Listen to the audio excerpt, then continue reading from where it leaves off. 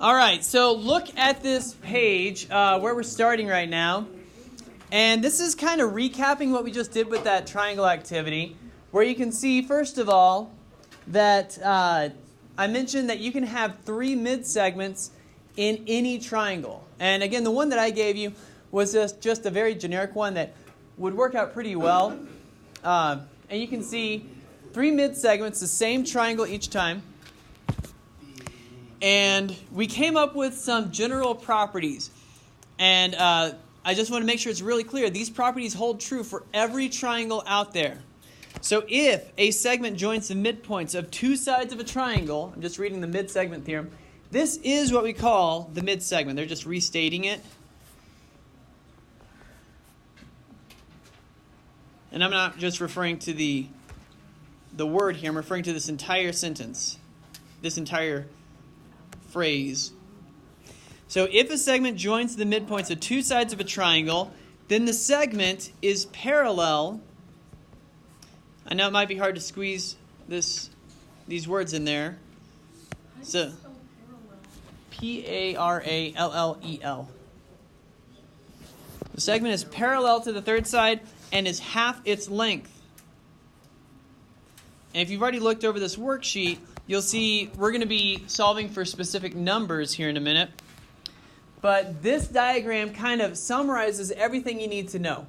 Not only do we have the x and the 2x, that's what stands out mostly, but we can see that these 2 lines are parallel to each other. It shows those parallel marks. And that the 2 other sides are split by a midpoint. So we're going to have some congruent sides, some congruent segments, that is. All right. Now, the part at the bottom of the page is recapping what we just did with paper. So I'm not going to go through that. And you can read through it and let it summarize the ideas. So at the top right of the next page, I'm assuming everyone's good with the midsegment theorem itself, and we're going to be using it, so we'll make sense of it. So this is another informal proof of the midsegment theorem if you need one. And what we've got is triangle ABC has been translated twice. So we have a couple of images added to the original, and it creates this larger triangle. But in this diagram, you can see that the same side, AB, at the bottom here, has been translated up here. Now it's kind of a midsegment for the bottom. And if I kind of mark that real quick, this side is now going to be obviously half as long as this one, because this bottom is made up of 2 congruent triangles. All right, now you can see all the properties in there. I'll leave it up to you if you want to confirm all that. But what we've got next is really kind of the heart of how we're going to use the midsegment theorem. You'll be given certain numbers. These are already solved, and the solutions to them are written below. So if after the weekend, if you've kind of forgotten what the midsegment was all about and you need to look at this again, these solutions are written out. So some of these are going to be very, very simple. So like here, if we read below, x must equal 8 centimeters in this first diagram because of the midpoint. All right, that is a very, very easy thing to do. If you see 2 segments are congruent and one of them is 8, that means the other one has to be 8. The midsegment itself is half of the parallel side. So if the parallel side is 18, then the midsegment has to be half of that, which in this case is 9. And there's your 8 centimeters. You don't need to solve these. The next one adds just a little bit of a new idea. So the midsegment 7, we know that y is going to be what?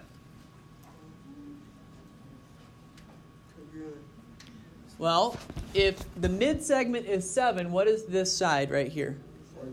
14. It's double the midsegment. So that's 14 centimeters. And again, it's written below. What is x going to be? 76. It is 76. And that's because, what is the angle relationship here? Alternate interior. No, it's written below. Same side interior. Corresponding. Those are corresponding angles. Now, one of them is actually exterior. The top 76 is an exterior angle. It's outside the parallel lines. The parallel lines. Yeah, we're talking about interior and exterior in a different context. Okay, Morgan. So this is hopefully where the idea of corresponding angles makes a little bit more sense. Keep in mind that this is just a dilated triangle. So when we talk about corresponding angles, now we're saying that this angle right here maps onto this one if we dilated it. All right, so before we were looking at corresponding angles just as, two parallel lines and a transversal cutting through, but now we're seeing it in the context of a dilated triangle, and the name corresponding makes a lot more sense. All right. So the last one, if 8 right here is half of the side length, the entire side length is 16, which means the midsegment is going to be 8. And then, of course, x is going to be 9 because half. So is this all pretty straightforward and simple right now? All right. Midsegment is half of the parallel side. That's the key takeaway. So you've got a few right here at the bottom of the page to experiment with. Don't worry about this one right here. The last one, y equals. I'll go ahead and I'll give you the answer at the end, but it requires Pythagorean theorem. We're going to spend Monday looking at Pythagorean theorem before we move too far ahead, because we will need it. And x also should be centimeters right here, down to the bottom right. So anyways, take a few minutes, try and solve those. Okay, go ahead, tell me the answers as we go through. So the answer, okay guys, make sure you're paying attention, Chad. So the answer here is 86 degrees. All right. The next one is 12. It is 12. 12 centimeters. That is the. So guys, y is the midsegment for this parallel side. So that has to be half of it. Yep. The next one. What have we got for x? 70. 8. Oh, the x is 6. Wait. Oh, 16. There it is, 16. Now the y here is.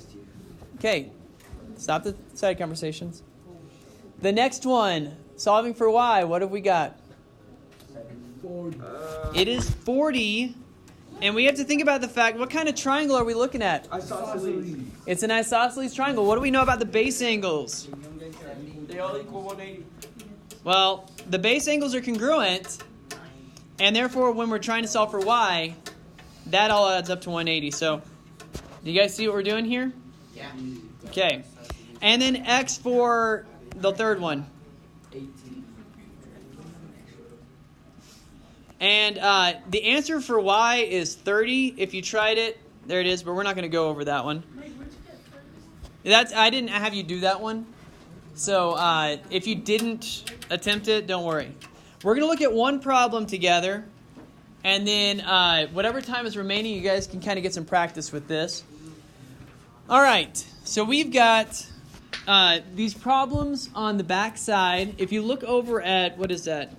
6C. This one is obviously a little more challenging because it's giving us two expressions. It doesn't give us just a number and then what does x equal. We've got two expressions. So how are we going to solve for x? All right, let's make sure we're paying attention. How are we going to solve for x in this problem? We're going to do the other one. No? Equal it. Tyler, put that away. Equal it to 34. We're looking at C. 6C. Equal it to each other. There. Okay, let's start with that. So 2x plus 1 equals 5x minus 4. Look at the diagram. Do these two lengths actually equal each other? No. What do we know about midsegments? That's the halfway of what the other one is. There you go. So one of them's half of the other. So what do we do to make these actually equal each other? Subtract that from the big one. We could do something like that. Or There's divide it. Multiply it by There we go. What are we going to multiply by 2? The bigger. Okay. The midsegment, if we want the midsegment to equal the parallel side, we have to double it. So the midsegment needs to be doubled. This is always the easiest, almost always the easiest method. Now, at this point, these two are actually equivalent. Because 2x plus 1 times 2 will equal 5x minus 4. And we can go through and solve that real quick. When we distribute, we'll get 4x plus 2 equals 5x minus 4. And then let's, what are we going to do next?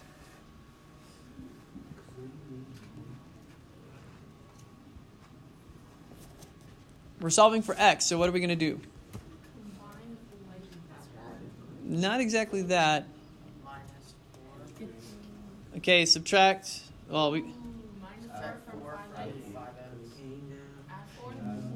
Okay, we can add 4 to both sides. Let's start with that.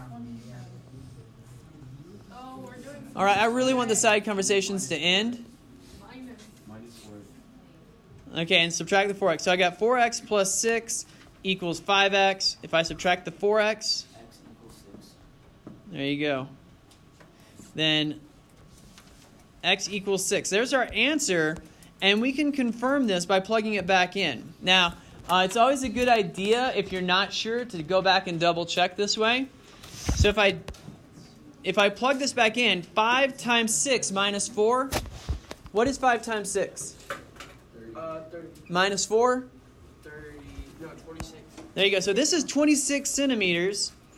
And let's go to the mid-segment here. If I plug 6 into this, 2 times 6 is? 12. Plus 1? 13. All right, it's 13 half of 26. All right, then we found the correct answer. All right, so you've got a few minutes until it's time to get packed up.